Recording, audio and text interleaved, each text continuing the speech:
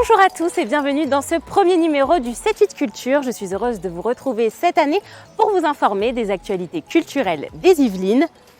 Nous sommes aujourd'hui à la ferme du Manet pour fêter les 30 ans de l'établissement, mais avant cela, le sommaire. C'est le 30e anniversaire de la réhabilitation de la ferme du Manet. Un week-end de festivités était proposé les 11 et 12 septembre. Le président de la ferme et le maire adjoint à la culture de Montigny-le-Bretonneux nous parleront aussi de l'histoire de ce lieu emblématique de la ville. Les journées européennes du patrimoine auront lieu les 18 et 19 septembre prochains. Un programme riche dans les Yvelines vous attend. Tour d'horizon dans cette émission. Et puis enfin, c'est le retour du festival L'Estival. Du 17 septembre au 3 octobre, ce festival de musique francophone revient pour une 34e édition avec une programmation éclectique. En septembre 1991, Nicolas About, ancien maire de Montigny-le-Bretonneux, et Jacques Chirac, maire de Paris de l'époque, inauguraient ici la réhabilitation de la ferme du Manet. Nous sommes en présence de Bruno Boussard. Bonjour. Bonjour. Vous êtes le président de la ferme du Manet. Alors expliquez-nous où nous sommes et puis surtout à quoi sert la ferme du Manet.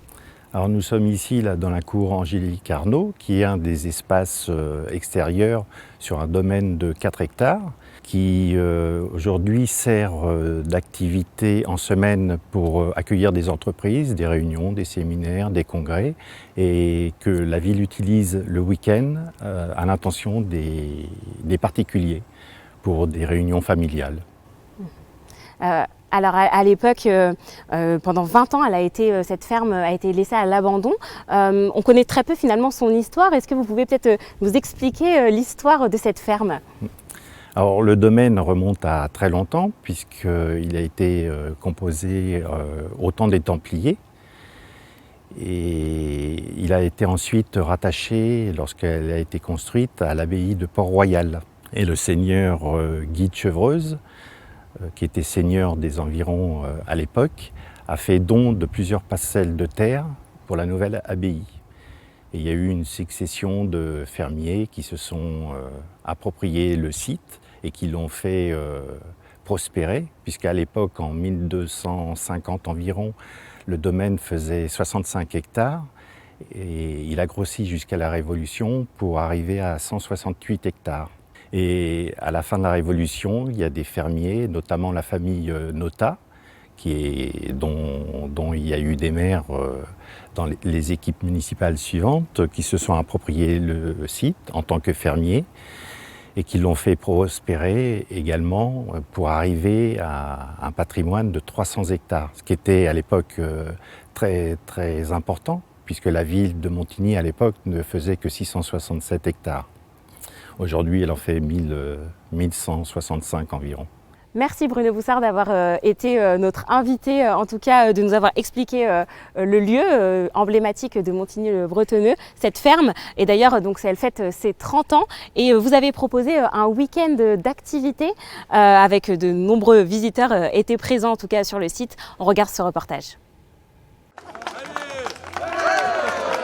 30 ans d'histoire, ça se fête. D'abord achetée par la commune de Montigny-le-Bretonneux en 1984 dans un état de ruine, la ferme du Manet a ensuite été réhabilitée pendant plusieurs années avant d'arriver à sa forme actuelle.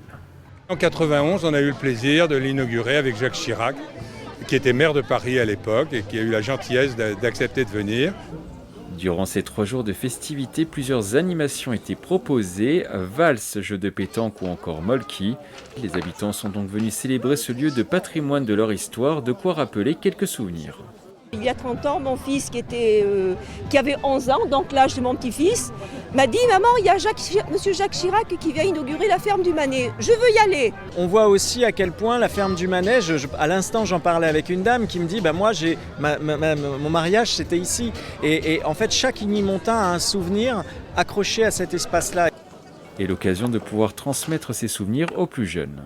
C'est un lieu historique, il y a les jeux et il y a un centre équestre. Puis il y a les concerts, il y a, plus trop avec le Covid, mais effectivement il y avait des spectacles, on venait au spectacle, on venait faire les concerts une fois par an de l'école de musique du Manet. Tous ensemble, on a réussi à faire que ce site reste le cœur, qu'il avait été de façon historique et bien qu'il reste le cœur aujourd'hui de Montigny-le-Bretonneux. En espérant que petits et grands puissent profiter de ce lieu particulier pendant de nombreuses années encore. encore 30 ans de bonheur.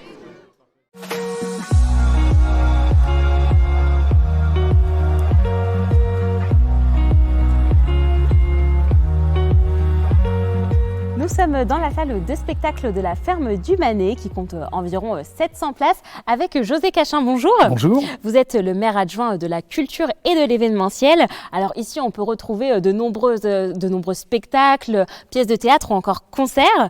Finalement c'est un lieu emblématique de la culture élymontaine. C'est un lieu incontournable. Il y a dès le départ, il y a 30 ans de cela, une volonté de la part de l'équipe communale de pouvoir en faire un lieu, un équipement culturel. C'est un lieu qui est tout à fait complémentaire par rapport à un autre lieu qu'on a sur la ville et qui s'appelle la salle Jacques Brel et qui nous permet de pouvoir accueillir des spectacles sur des jauges différentes. Parce que comme vous le disiez tout à l'heure, ici on est sur une capacité aux alentours de 700 personnes. Sur la salle Jacques Brel, on est à 300, ce qui nous permet d'avoir à la fois une diversité et des concepts de spectacles qui soient différents. Eh bien, restez avec nous, José Cachin, parce que avant, on va vous présenter notre top 3 du programme de la ferme du Manet.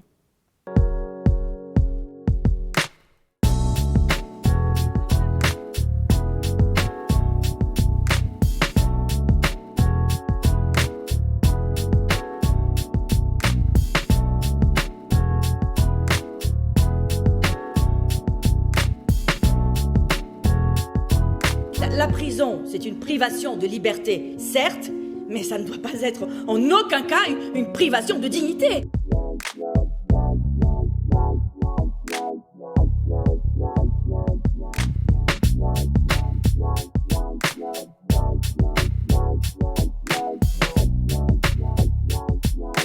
Il y a les enfoirés qui vendent un CD, sur la pub il y avait écrit un CD acheté, 22 repas payés aux sans-abri. Je veux bien payer les 22 repas, je veux pas le CD, comment on fait ?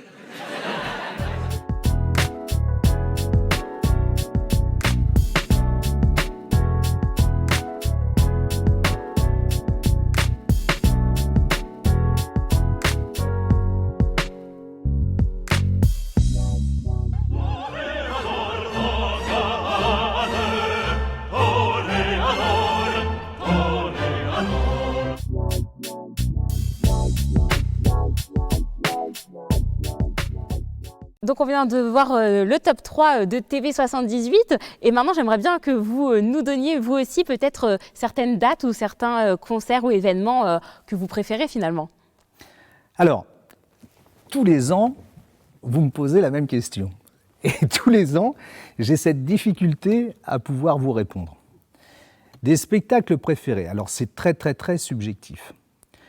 Si je devais vous donner 3 spectacles qui soient propres à la ferme du Manet, à la programmation de la ferme du Manet, un qui passe plutôt en fin de saison, mais qui a fait l'objet de reports, qui s'appelle Bells and Spells, et qui est mis en scène par la petite fille de Charlie Chaplin. C'est un spectacle absolument féerique. Deuxième top, Maxime Le Forestier, incontournable. Et au vu de mon âge, il y a un côté nostalgique non négligeable. Et puis, un troisième spectacle, mais encore une fois, c'est proprement subjectif. Je suis très impatient et curieux de voir le spectacle qui sera un seul en scène avec Jean-Pierre Daroussin autour de Rimbaud. Très bien. Eh ben, merci beaucoup, José Cachin, pour Je vous en prie. Avec plaisir. ce top 3. Merci.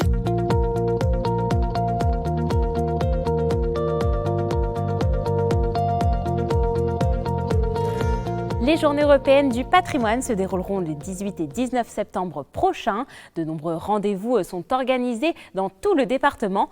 On vous donne quelques idées.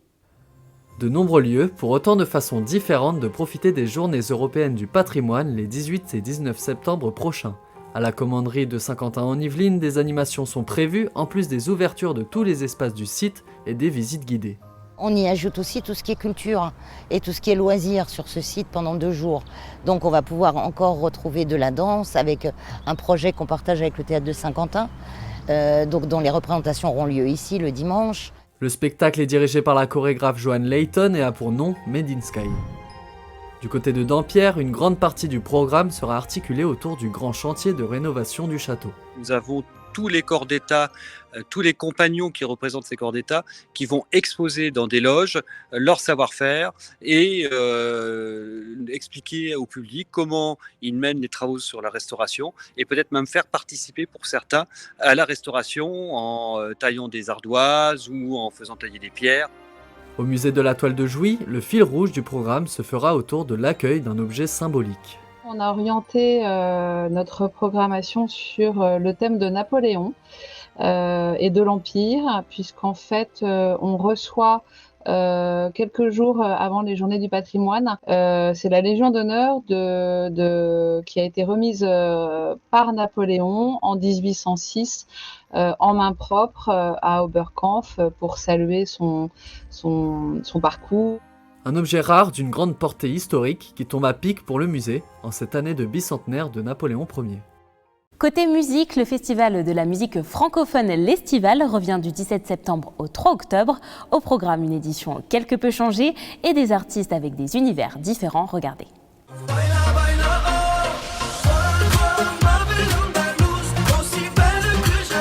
C'est l'artiste Kenji Girac qui lancera la 34e édition de l'Estival le vendredi 17 septembre. Ce festival de musique défend la chanson francophone et c'est au théâtre de Poissy qu'aura lieu ce premier concert, puisque cette année, la ville de Saint-Germain-en-Laye n'a pas souhaité renouveler son partenariat avec le festival. Ce sera donc 3 villes yvelinoises qui accueilleront les spectacles.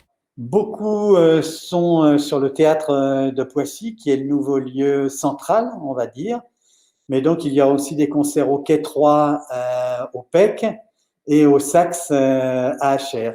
Cette édition 2021 sera marquée par plusieurs temps forts. Claudio Capéo dimanche 26 septembre à 20h30 au Théâtre de Poissy. Il viendra chanter ses plus grands tubes mais aussi des chansons de son nouvel album. Seront aussi de la fête 3 cafés gourmands à Cher vendredi 1er octobre. Ils interpréteront notamment leur tube qui les a fait connaître à nos souvenirs.